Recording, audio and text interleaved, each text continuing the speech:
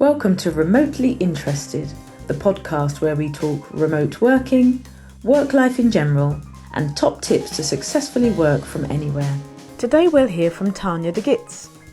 TANJA is a chronic pain and burnout mentor for women entrepreneurs. After launching her first online teaching business during the pandemic, she unfortunately burned out and developed fibromyalgia, autoimmune disease, gut issues, and other debilitating symptoms that left her bedridden. Through her personal healing journey, she immersed herself in mind-body healing, fully recovered, and reclaimed her digital nomad life. Now, as a certified trauma-informed coach trained in somatic healing, she helps women heal chronic symptoms, overcome burnout, and feel like themselves again. TANJA, welcome to the Remotely Interested podcast. Thank you so much for having me today. I'm so excited to be here, Mary. Oh, thank you. I really appreciate you taking the time out, TANJA. It's really good. I'm looking forward to chatting and sharing experiences and hearing in particular about your experiences that you've had working remotely. Yes, me too. I'm so excited to talk about all that, and especially because, we kind of meet for the first time right now. So it's going to be really cool. And we already had a cool chat before we even started recording. So let's not let them miss out. Exactly. It's the beauty of being able to be connected from afar in this Exactly. remote working community. Okay, so let's kick off with my first question then, which is tell us about the job that you do and how and when you first started working remotely. Okay, so I'll start when I started. I feel like in 2019, when I left Australia, I went back to Mexico. So I was in Australia on a working holiday, and I was working in an office in three languages, Spanish, English, and German. And the office job was fine, like the environment was cool, but the work itself, I was just lacking purpose. So I said, ooh, I want to figure out what it really is that my purpose is.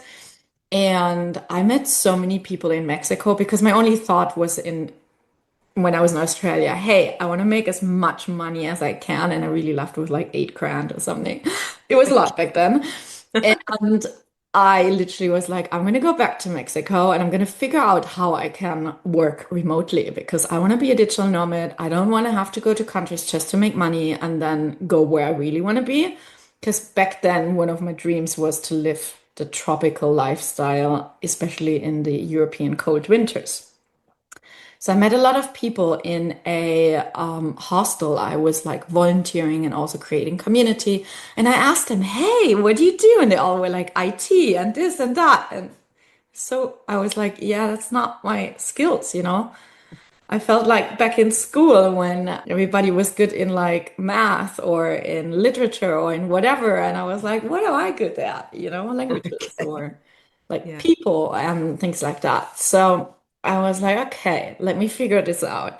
And I spoke to a girl from Germany and she said, hey, why don't you apply with this online language school? And see what happens. And I was like, well, how much do you get paid? And it really wasn't that much. But because I had a master's of education and quite some teaching experience from after uni, and even meanwhile, a lot of tutoring I did while I went to uni, I got a higher pay and it was still pretty low. I was at like 15 or 16 euros an hour, and we have to pay tax and social security and all the things. So I worked myself. I started working remotely at the end of March, and I'm so grateful for this experience because it really passed, like forged the way to where I am right now. Right. Okay. Because I quickly realized what was the gap in the market at the language school, because they had ever-changing tutors and teachers. And I had big groups all the time. And some people recognized me again, but it was so many students and so many teachers that there was like a high turnover. And it was just like you saw the schedule and you could grab the classes, right? And their concept was to learn from different people, of course, so you don't build a bond and you don't take them off the platform, right? It makes sense.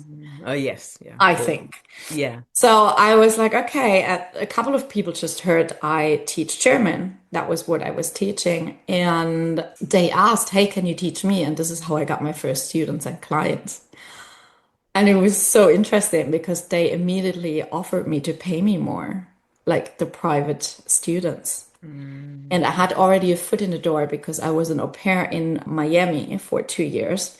So that host family started working with me right away, paying me more. So I already got a little bit of like, you know, a boost because back then I didn't know like how you make it work. I never planned on being freelance or self-employed. Yeah. So yeah, I created like from scratch my own language coach teaching thing, business. And Yeah. it was me, the teacher. And I quickly realized that people needed more than just grammar. And I infused coaching skills as well without even having had a coaching certification. I was already helping students because they got down talked from a boss. They arrived and their mom had Alzheimer's. So it was a lot of life stuff happening that was quite heavy. And I loved helping people. That was always at the umbrella.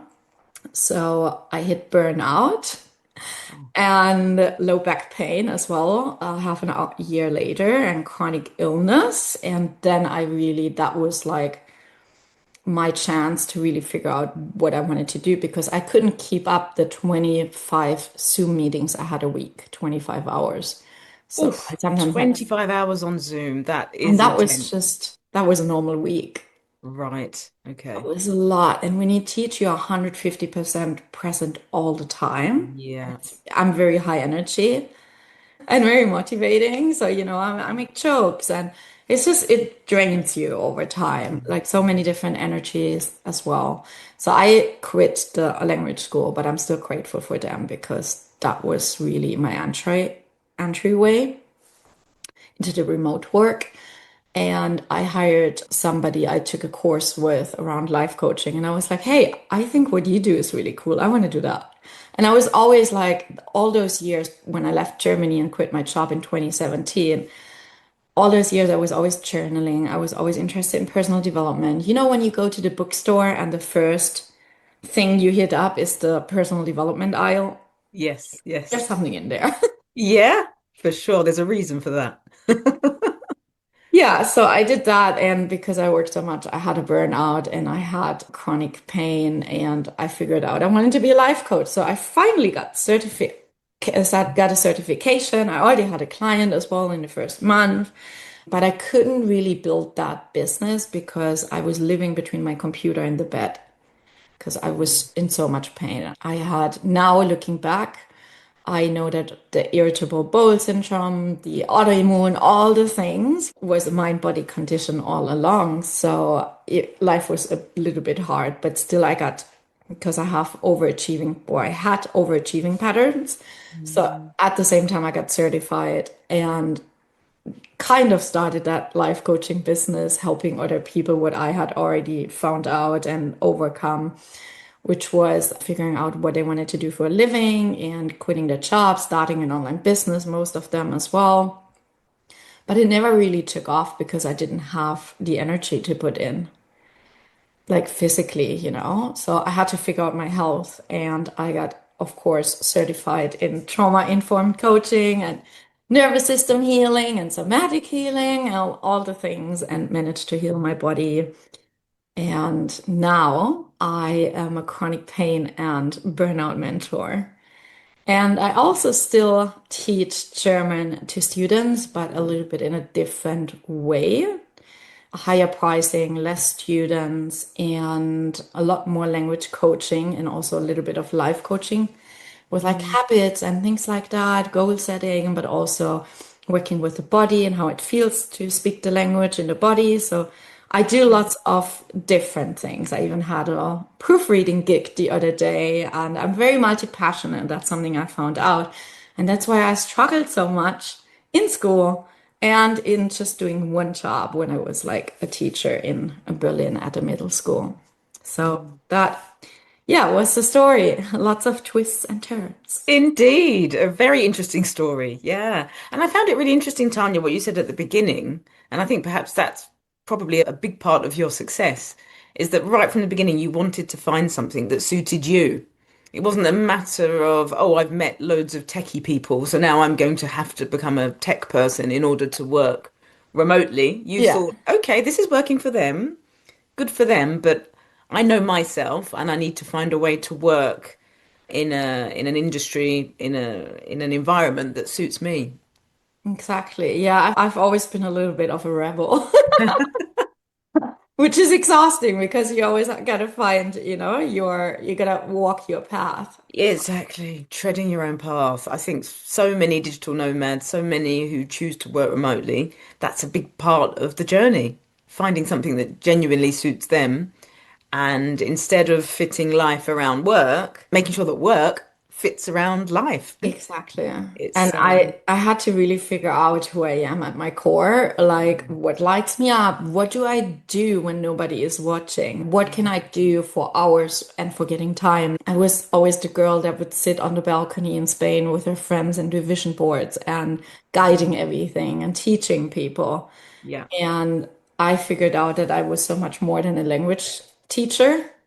Mm. Like, I also need to refine that label now because I just do so much more, even with my students. Yes. And they have really good, amazing results. Like, they get citizenship, they get their B1 exams, they get their C1, which is really hard. Like, I've had people, the only thing I don't do is beginners because I don't know, I don't have the patience for it. Yeah, that's another beast, isn't it? I think. I like to do like business chairman and like the whole lot where you can already have a little bit of a conversation with people. Mm.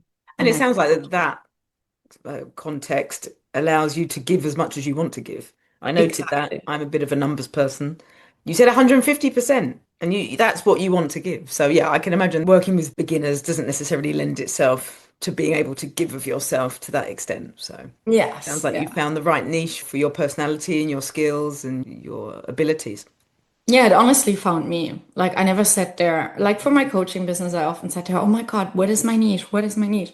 Yeah. But like in teaching, it found me. And in the end, in my coaching business, it also found me. Mm. Because I truly believe the universe was gifting me chronic illness and burnout in order for me to really go through it, to learn the skills so I can help other people. Because if you haven't really been through it, through the thick of it, I don't know if you can really relate. And Okay. that's really important. Yeah, you've taken those negative experiences and you've turned it into a tool and a support system for other people. Challenging experiences, yes. Right. Okay. Fantastic. So, if my notes are correct, 2017 was when you began in the school. Is that right? In the language school? 2017 is when no, 2020 in March. So it was a pandemic decision Right. because Yeah. I was in Colombia. I was stuck there and I made it back to Mexico and I went to buy a webcam. I had an old laptop. It started it. I moved to a place and I just started working. That's how it was. Wow. Spontaneous change. Yeah, it really just all worked out. Yeah. Okay. And how long were you at the school? How long was I there? At least a year, I would say, if not 1.5. Yeah. Okay. Right. Okay. So in the first 2 weeks, I already kind of started a German business, but not so much because I wasn't aware that I'm actually having a business because just people approached me that wanted to be taught in German. And, it was the pandemic. So kids were sitting at home and nothing to do, like that kind of vibe. Hmm. So that's what I did. But then in the first year around before Christmas, when I realized in September I was already burned out in the first half of the year. And then I started posting in Facebook groups and I started my own Facebook group and I hit it off with a challenge. I had no business coach whatsoever back then. I just figured it all out and I just put it out there and I had 250 people in that Facebook group within a couple of days. It That's was incredible. it was Wow. nuts. And all I did was like, okay, so you want to speak German with more confidence, level B1 and up. And I wanted to get them into little group classes. I don't do this anymore. It was a lot of admin. Mm. I love the community part of it, but the way I had it set up was just like I would had to set it up differently in like a package instead of every week to see who's going to come and who's not. So yeah, it was a good learning journey. But like within the first year, I already had students like I don't know 10 or something. So I already reduced hours at the language school, but they wanted you to still do I think 5 a week, which was still a lot. And I had increasing demand of students as well. And then I dropped out after it must have been 1.5 years. Okay. So your own personal business really seemed to grow organically, and you found your people very quickly, Yes. which is really I think great. it was also the time, and it was also a part of it was that knew that it's not the only thing I'm going to be doing, and there wasn't that much pressure on it as well, in a way, because I knew that my heart was laying in personal development. Hmm, And back then I didn't like give it that much space in my lessons yet. That right. was all just developing. Really interesting. I think that's really encouraging for anybody that wants to start their own business to pursue something that you know, pursue something that you're good at. You've got the skills for it, you've got the Yeah. personality for it. But at the same time, it doesn't have to be the thing. It Yeah, can be the exactly. stepping stone to what you've got ahead, what you've got planned ahead, but you can still be Exactly. really enthusiastic about the stepping stone.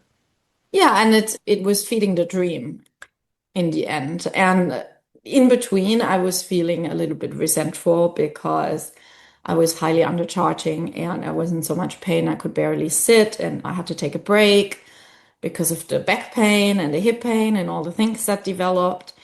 But in the end, like I really turned that around again because I had just amazing students. I always have.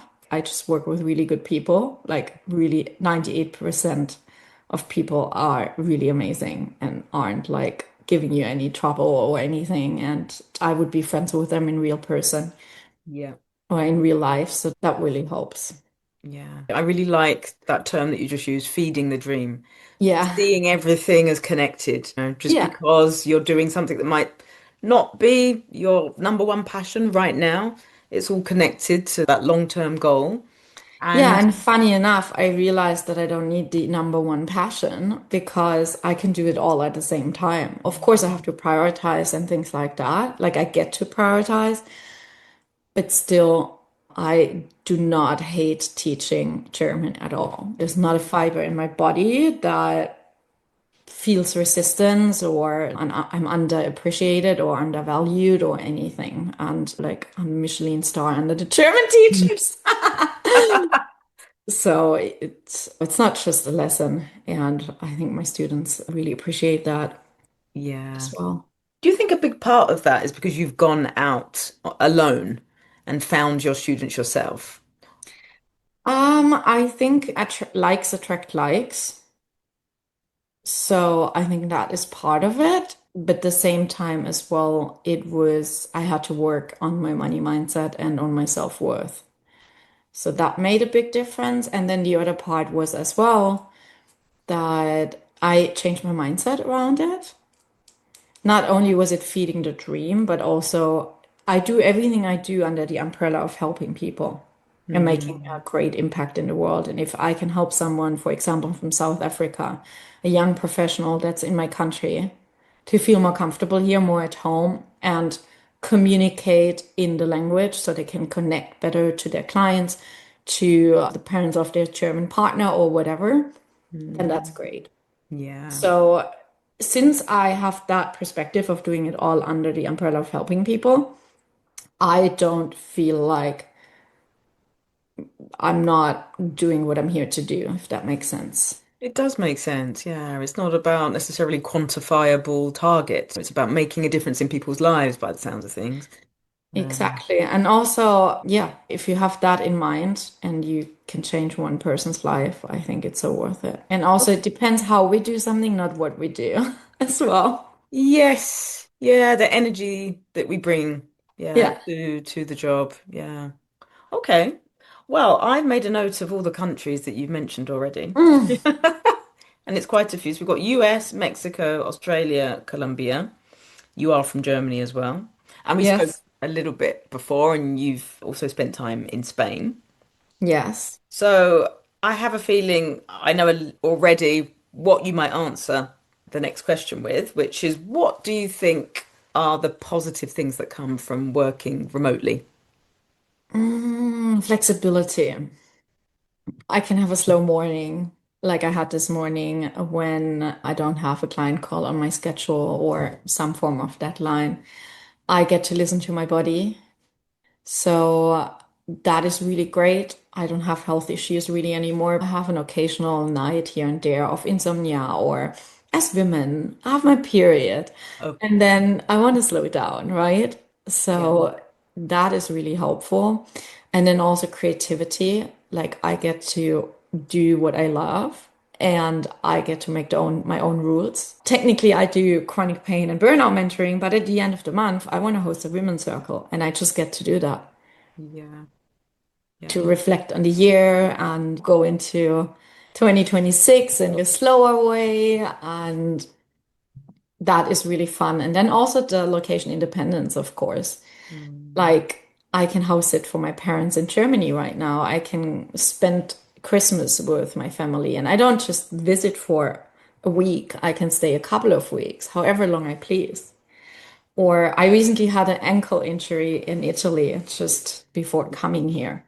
So, being able to work remotely from wherever allows me to put up my foot, for example, like again, listening to my body. And being able to explore other countries was a big one, or not having to put up with winter, which now I don't mind anymore, funny enough. Like all these things are really amazing. And then also that I get to impact people's lives. I think that's the biggest one. Yeah. So yeah, Yeah. time freedom, location freedom, Yeah. It sounds passion like a real freedom. autonomy as well, isn't it? It's that agency that you have over your own choices and your own way of life. Yeah, incredible. Exactly. And I get to make my own schedule. So I'm currently experimenting again with do I go to the gym in the morning or in the evening or midday? What works for my body best? And that can change again as well. So that autonomy for sure as well. Mm. Ah, I've been doing exactly the same thing this last month because I would often try and drag myself out of bed to go to the gym in the morning. But in terms of nutrition, I didn't really feel like that was working for me because I didn't necessarily want to eat in the morning. But anyway, I Mm. saw a podcast that actually said that women do better if they do eat before a workout. Men Always. men Yes. don't necessarily have to. And that's Yes. why the advice often it's very kind of masculine centric. But actually, not Yes. eating before a workout isn't so good for a woman. So then I rethought my schedule, like yourself, and I tend to aim for kind of mid-afternoon now for Oh, gym sessions. cool. Yeah, to get as much work done in the morning as possible, have a good lunch, leave a couple of hours before then heading to the gym and having a workout, knowing that I'm already fueled with actually my biggest meal of the day. Yeah, nice. Yeah. Yeah, I want to see what works best, but that's one thing I learned even when I go out with friends. I always eat protein first in the morning, half an hour after waking up. I also wake up hungry now, like that I'm so used to it. So people that struggle with eating in the morning, it can also help Mm. to start with like lemon water and do a little stretching, but I wouldn't do any heavy workouts because for hormones and females, it's a killer. Exactly. It's a Yeah. killer. So, yeah. Yeah. So my So idea yeah. was having breakfast, and because I eat eggs and things like that, nothing like super heavy, Mm. to then go to the gym or stick to an earlier evening. I Yeah. want to see. And also mixing it up because right now, I'm on the countryside. Yeah. Okay. So, and I'm single. So there's time to do things and Yeah. I want to do the most of it and Yeah. see what works best for me And because it's the beauty, that's isn't it, of being able to switch it up in that way. exactly because that's one of the downsides you might ask me about remotely working. Okay. We'll come to that. Should we Yeah, switch I in there? bet. Yeah. I just wanted to say something about the travel. Yeah. Because even before you worked remotely, you were traveling a lot. You were traveling to Yes. places and working in a set place for a period of time and then moving along. So it sounds like the travel, even if you hadn't discovered remote work, that was something important to you in your life. Yes, yes. I went to the US, to California the first time when I was 19, right after high school. And Mm, ever since, I always said, because I had a boyfriend all through university, which mm, was amazing, mm, great person too. It did stop the travel part. And then also being a student, working part-time as well, doing all mm. the things I did. So I had to, like, I wanted to catch up after uni. And that's when I went to Miami for 2 years. And then I was in Berlin for a year. And then 2017, I sold all my things or most of my things and left, and literally with a backpack. So Right. I lived off my savings because I was pretty good at saving. In Europe, we don't pay high, or not in Europe, but in Germany, we don't pay high university fees, but just like a smaller amount. I think back then it was 300 for 6 months, which is really not much. Amazing. Yeah. And then you get your ticket, you have to get your ticket for public transportation and your insurance potentially when you're over 25, and that's it. So you just pay food and rent, and I still had money left over. So I was pretty lucky that in that sense I could go and backpack first. And in those first couple of months, I didn't work until I found a place I liked in Mexico and stayed very long at a hostel, like a couple of weeks until they hired me. So, yeah. But they said you've been here too long. No, like I always said, I wanted to do the bar and I wanted to create community. Yeah. So I always hung out there anyways. And then I was just waiting for that one person to, because they all stayed like 4 weeks or something. Okay. And then somebody wanted to leave earlier, and I was just a couple of hours away, so I came back for it and I loved it. So Um, yeah, that was good. And that was also how I met other digital nomads because they just started out having a co-working space because prior to 2020, it wasn't like a huge thing yet. mhm. It's quite a little bit exotic. Yes. Be a Yeah. digital nomad. Yeah. Oh, Yeah. yeah. I think people barely knew the term back then, really, because, Yes. yeah, so there's certainly been an explosion in the numbers since COVID because so many made that shift and decided, actually, I want to continue afterwards, Yeah, working for sure. remotely, yeah, avoiding the commute, etc. Okay, right, we nearly got there just now, so let's get there now. About the negative side Ooh. of remote working, the challenges. What have you faced? Isolation. Yeah. That's a huge one. Loneliness and isolation. Like I literally pay a gym because I need to get out of the house. Obviously, I love the people there, the personal trainers, everything is great. It's a really premium gym with a sauna and everything. Oh, nice. But a big part of it is that I want to leave the house at least 3, 4 times a day, because otherwise it can happen that it's the end of the day, it's dark outside, especially now in winter in Germany. It gets dark at 5 or 4:45 p.m. And I'm like, oh wow, I haven't left the house. And it just, you don't realize it over a couple of days. That is not a great pattern. It's not good for mental health and also the cardiac rhythm. So that's one of the reasons. And then, yeah, like lack of community as well. Mm-hmm. Because where I am, or I'm the queen of staying in really rural places, and then I either need to create my own community or you meet people that live there and don't work remotely and they aren't entrepreneurs, which is also nice.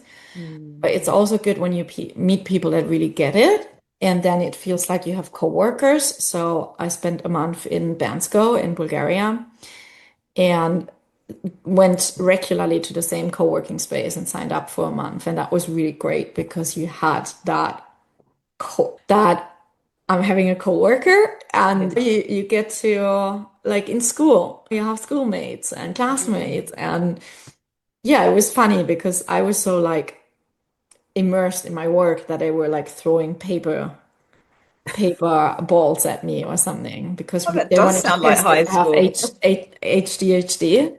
And I was like, I don't think so because I'm like, wow. Yeah, yeah. So disruptions in the co-working space. Wow, it's the first time I've heard that. Okay. Oh, But it was very but fun funny. disruptions. Yeah. Yeah, Healthy and yeah, and social building. we did crafting. We went winter Christmas crafting because it was right before that. They did barbecues, like they did all the community stuff that also had nothing to do with work. And then they did like a mastermind with like Mm. goal setting every 2 weeks.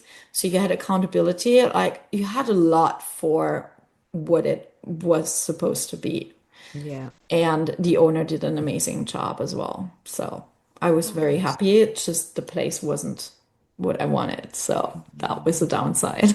Okay, okay. But you made the most of it while you were there and you Absolutely. And that's turned always that key to stay challenge. present. Yeah, So I yeah. would say, yeah, those are the two big challenges. And then depending on where you are in your business, financial stability. Mm. So there is more uncertainty depending on how you have it set up and where you are in your journey.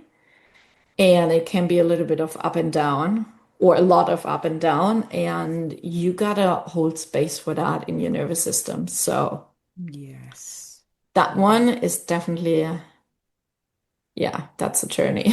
Yeah, And for that's a sure. challenge. The perils of freelancing. Yeah. Yeah, you have to be prepared for, yeah, that instability. And I Yeah, you think, have to have trust as well.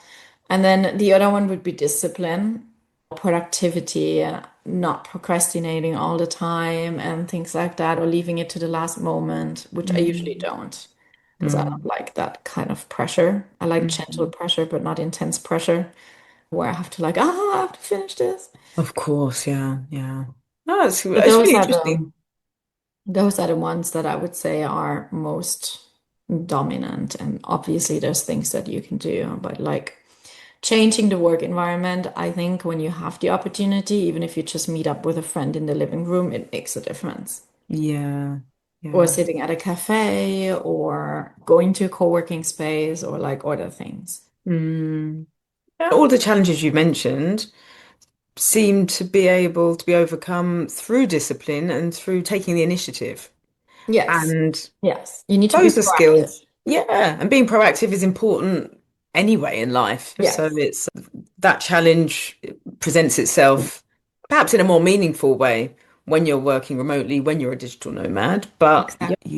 if you're And proactive, take the initiative and value the things that you're missing. You value human connection, you value being outside in nature, then you're yes, going to make the effort to overcome the challenge and not miss out.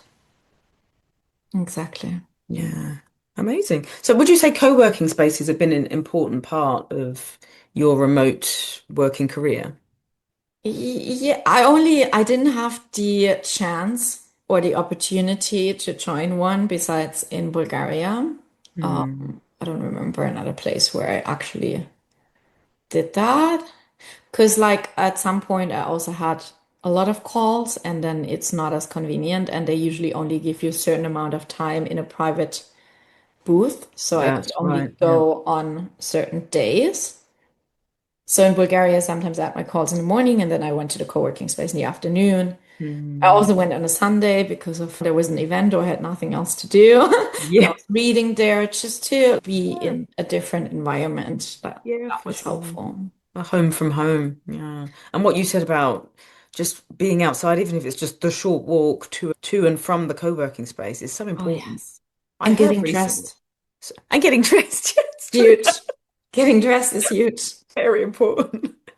But I Because heard there were something really. definitely times where I had pajama pants and a top. Today I'm fully dressed. I already took my aunt to the doctor, so Well done, well done. yay.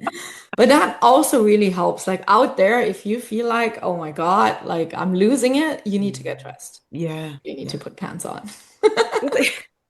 Simple, Well, important jeans, but advice. because pants are like in the UK, it means something else, I You're think. in pants, yeah, pants is not good enough, yeah. Yeah. In America, it means something. But yeah, just because one day can become two, 2 days can become four. And like you say, yeah, suddenly you've not left the house. Suddenly you've not had any daylight on your face. And I actually Yes. heard a statistic recently that if you don't get 15 minutes of sunlight on your face, minimum per day, you might as well be smoking. The problem is that there's no sun right now. So I'm wondering if the gray sky is also going to do it. Sun, Like, even through cloud, just being outside during the day for minimum 15 minutes. Yeah. They did a study that showed that smokers who spent 15 minutes plus outside actually had a longer life expectancy than smokers that didn't. Yeah, yeah, it's incredible. Wow, that's insane. So I've I been mean, thinking I a knew lot it's about that. important, but like that blows even my mind. So I I've been really thinking a lot about that recently and forcing myself out there because I think that's the trap. Actually, I like that term that you used earlier about, I identified with that. Where is it? Overachievement patterns. yes. I think it's very easy to fall Great. into that trap when you're working from home because, as I said, 1 day, 2 days, 3 days, perhaps you've not left the house in a meaningful way, but you've achieved so much. You've earned so much money. You've connected in a way with your colleagues or your clients, or Yeah. but you've not lived in a healthy way, at least in that side of things. So, yeah, it's a difficult balance to find, but it's important. Yeah, and that's why I'm such a big fan. And this is also something I teach my clients of having little breaks of connection with yourself. And that includes also going outside. And it doesn't have to be a 2 hour walk in the forest, which I love, but that's not always achievable and it's not easy as well. And little breaks of connection could mean like in summer, you go outside on the grass and you ground in the sun just for 2 minutes and have your lemon water or something. That's usually what I do when it's summer. Or you put one hand on your belly, one hand on your heart, and you take deep breath, or you give yourself a hug, or just closing your eyes and observing your body and asking it what it most needs in the moment. And it could be a sip of water, like I've just drank a whole tea on our little podcast Oh, episodes. I'm And halfway through my cup, but I'm yeah, getting there. hydration, like all these kind of things, Yeah. holistic health really matters so Mm, much. yeah. And just hearing you talk about the different things that you can do, it's so obvious. That's possible when you're remote. That's tricky if you're in an office. That's tricky if you're commuting at high speed to an I office mean, and yes back. and no, Okay. because those little breaks of connection, you can give yourself a self-hug while sitting in the metro. True. I don't think there's a problem with that. Or you Yeah. can do like an orienting practice that I do in somatic healing, where you just orient yourself around your space. You can do that in the supermarket. Or you can go to the toilet in your office and you can do a grounding practice where you put one hand on your heart, one hand on your belly, and you take deep breath, for example.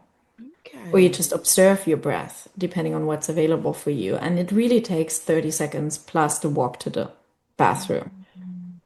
So it doesn't have to be huge, and it all really adds up and it really stabilizes your nervous system. And then it's just way more resilient against things like depression, burnout, chronic symptoms, migraines, like things like that.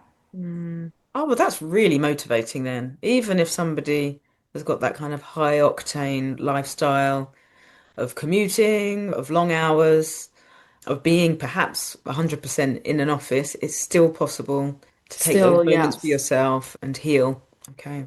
Yeah, and I always say the people that I work with, I always tell them I need you to have 20 to 30 minutes max a day.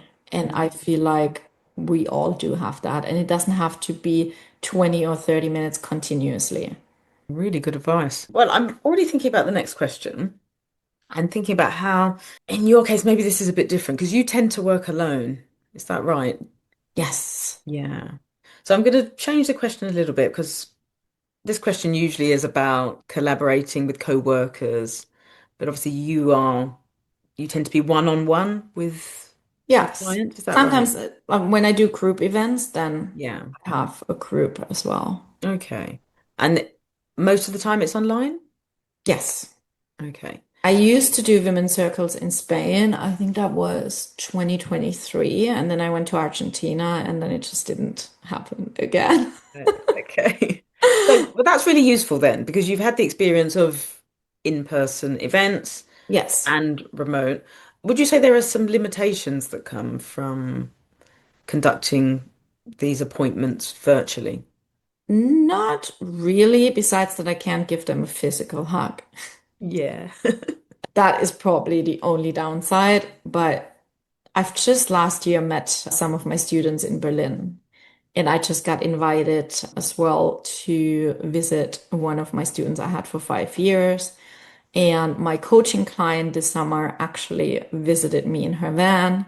So, yeah, that's why I'm saying I'm very professional. And at the same time, people, they feel so at ease with me that we could be friends in real life. And things like, oh, by the way, I'm traveling with my boyfriend in the van. Where again, where are you living? And I was like, just park behind my house. It's fine. Yeah, yeah. And it was just, yeah, I don't believe in coincidence, but it was just meant to be that I was in the same place and they were able to come visit me where I was. Mm. So those kind of things happen several times a year, I would say, either Mm. with clients, students, or also friends that I met somewhere.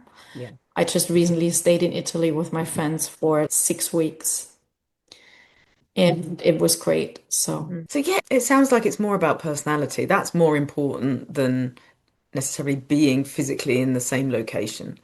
Because, as you said before, you give 150%. You're very dynamic, you're very engaging, you're very warm, and you want to draw people close to you. If you weren't that kind of person, being in the same room as somebody wouldn't make any difference. So it's the personality and the desire to genuinely help people that means that you can exactly. build those bonds with your Yeah. students. And once I am in longer stretches in one place, or also next year potentially when I'm doing the co-living experience, then I will be doing more in-person events and more other things. So that's something coming. Yeah, fantastic. It's definitely on the list of things. Yeah, well, it's that variety, isn't it, that you're Yes, managing to experience for because of the sure. flexibility. So, yeah. Yeah. Amazing. Okay, Tanya. So, as you know, this is the Remotely Interested podcast about remote working, work life in general, and top tips to successfully work from anywhere. So, we've already covered some ground, really interesting points that we've discussed. Now, I'm going to select a question at random from the Mosaic Gold plate. Ooh, sounds cool. Yeah, let's see what we have. I'm going to look the other way and I'm going to pick this one. I had such fun guest speaking podcasts lately with like random questions. I really love it. Yeah, it's good. Oh, the question is, what's your favorite way to spend a day off in a new city? When I was in Buenos Aires for like the first time ever and just temporary for a week or a month or something, I loved it because you wake up in the morning and there's so much to do. Like, Yeah. I love going to an art museum, even I'm not painting or something. I think that's really cool. And what I always love doing, it makes me feel really abundant, even it's not great for the environment unless I bring my cup. But getting a takeaway cappuccino, it's like one of my favorite things. Like finding a barista cafe that is really good, hopefully, and chatting up the barista, no matter if, if it's a guy or not, or if it's a lady or whoever it is, Mm. because I love practicing the language of the country. So if I'm in a Spanish speaking place, I love speaking Spanish. And of course, I'm going to ask them things about the city and start my morning pretty slow, probably as well, have breakfast at that cafe or take the coffee away with me. And I already ate at home because I need to have at least 20 grams of protein every morning. And I always keep that habit up also, no matter where I am. Yeah. So I like to just walk through the city with my takeaway and take it all in. So walkable places are great. Like just Buenos Aires has so many different neighborhoods. Yeah, and I love parks as well. Yeah. So again, that city experience in Buenos Aires, like maybe also meeting up with a couch surfer. So I love meeting locals. And no matter which ages as well, or gender, or where they're from, but like somebody that knows the place, and then I just hang out with them. Well, Couchsurfer, that's actually a website, right? Or an app? Couchsurfing is an app now, like it's been a website in the past, Mm. and you get to use it and you can host events, which I've done in the past in person when I just started solo traveling when I was living in the US, 2014, I think that was. And you can also use it to host strangers at your house, which I have done in Berlin. And it was so cool. And you have references and stuff, which makes it a bit safer. And you always have travel in common. So that's really beautiful because, like, we tend to be like people that travel tend to be a little bit more open-minded. Like, we have already something that we can share, like a passion that we can share and talk about. So that's pretty cool. Yeah, amazing. I guess it's a similar vibe to the co-working space, isn't it? People from all Yes, over just I love happen to community. be in that Yes. that place. And Yeah. then also, I always try new food, or not even just new food, but something that's typical of the place. Yeah. So I like to go to market or like something where the locals hang out. So in Lima, for example, I also met up with a couch surfer and he took me all around the city and we ate like at the most local places. We went to the Cats Park and yeah, it involves a lot of eating, a lot of walking, and definitely a coffee. Oh yeah. Oh, Or an that's art always the best. museum if it's an option, or if I'm by myself and I just want to do something chill. Yeah. I mean, that opportunity to go to genuinely local places and avoid the tourist traps. Yeah. The Yes, best exactly. food is always in the local restaurant. Yeah. Yeah. Sounds amazing. So it's about discovering a new place without plans, isn't it? It's just spontaneous, it's Yes. natural, and yeah, not Yeah, having a and I schedule. rarely have a list of like sites that I want to see. I mean, unless I'm like in Peru and I want to do Machu Picchu, but then also for me, it's an energetic, it's a healing experience. I went there because I wanted to celebrate my healing journey and being pain-free again. Pretty amazing. Yeah, for sure. So, yeah, it's Sounds great. good. Waking up in a new place and being like, ooh, let me see. You make me want to book a ticket now. I've got a few trips planned to new places next Oh. year, but yeah, there's just nothing like waking up somewhere new and discovering. Okay, Tanya, fantastic. So you've got a lot going on. We've already talked about the variety of projects that you're involved in. So do you want to talk a bit about what is ahead of you, perhaps in the next year? So there's quite a bit coming up. I definitely want to host more monthly workshops because I realized that nomads have burnout. Like, I did a workshop this week about stress and energy and how to take more time for yourself and those little pockets of connection with yourself. So that's Yeah. something that's definitely in my plans that I want to create. Yeah. And I always have lots and lots of things and ideas. And then something that also is on my mind is for the end of the year, I want to host a women's circle online to reflect on 2025 and flow into 2026 because I feel like a lot of people have been really pressuring themselves this year, but I feel like we need that space to come together, especially as women, and support each other. And I want to hold that container. And then something I always have available is my free pain relief starter kit. And my mission is to get it out to as many people as I can. And it's even worth it for somebody to look into it if they have frequent colds or if they just have a migraine that's annoying once a month and they can really use my step-by-step process and route to relief method to heal themselves. And yeah, if I can reduce the suffering in the world and make people's healing journey easier, then that's great. So if anybody wants to get in touch with you, where can they find you? They can find me under Making It Possible on Instagram. That is probably linked below. It will be, yes. And on Facebook, Tanja Degitz. And then also there's going to be a link. The Pain Relief Starter Kit, to be transparent, is taking people to my email list. I don't spam. I send 1 or 2 emails a week, and I really truly like a healing letter where I also share a tool here and there that I can use. And yeah, I also have a podcast on Spotify. That's the healing space. Thank you, Tanya. Well, all of those links, yes, will be below so that anybody interested can get in touch. And do you have any last advice for somebody who's trying to find balance as a remote worker, as a digital nomad? Reach out. Get Reach yourself out. support. Get yourself support because the truth is, I've tried for years on my own And I wish somebody would have told me that earlier, because I could have reduced the struggle time from over 2 years or even 15 years with irritable bowel syndrome to 6 months, right? So yeah, that's something I would say. Like, you don't have to do everything by yourself. You don't have to struggle by yourself. And also starting small is a really big one.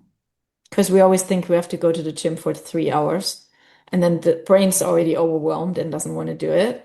But Yeah. actually, like you said, those 10 minutes, 15 minutes outside of natural daylight is huge. Yeah, as I said before, that's really motivating because I think even with the holidays approaching, I find myself guilty of this, of okay, I'm going to have some time off, so I must rest. I must make sure that I make the most of this time off. And if you're adding pressure to rest time, Yes, then it's counterproductive. Whereas what you said before about taking those moments, short moments, each and every day, even if it's a super busy day work-wise, to, like you say, be relaxed and to check in with yourself. There's no huge pressure on any day. It's about living exactly. healthily every day. Yeah, and you really get to connect with your body, and there's so much wisdom. Like, if you're struggling making a decision, where to travel next, or what to do next in your business, or whatever it is, like, the wisdom is really in your body, and it could just be that softening of your shoulders in that moment, if you're between decision A and B, Mm, or just being able to breathe a little bit easier, deeper, or just a little opening in your heart. A lot of my clients feel it like in the heart space or in the stomach. Clenching, for example, would be like, ooh, is this fear or is it not for me? Yeah, it's a whole thing. yeah, So totally. It was important. like what you said earlier, wasn't it? About so many physical illnesses essentially being mind-body conditions. So yeah, Yes. making that space for checking in genuinely with what's going on, what you're feeling, and how that's impacting your body. So yeah. Great advice. Tanya, I really enjoyed this chat. Thank you so Yeah, much me too. for giving this time. Thank you And so much for having me, and thank you to everybody out there who's gonna be listening to this. yeah, very good. And yeah, hopefully we'll see each other in person next year at the Yes, very latest. But yeah, whatever time that presents itself, yeah, it'd be really good. that'd be that'd be really nice. Okay. Thanks so much, Tanya. Thank Take you. care. Bye. Bye. We saw that Tanya's story is basically design work around who you are and not the other way round. She chose remote work for time freedom, autonomy, creativity and location independence so she could travel, listen to her body and build a career that felt purposeful. A big upside for Tanya was being able to slow down, rest and adjust her schedule.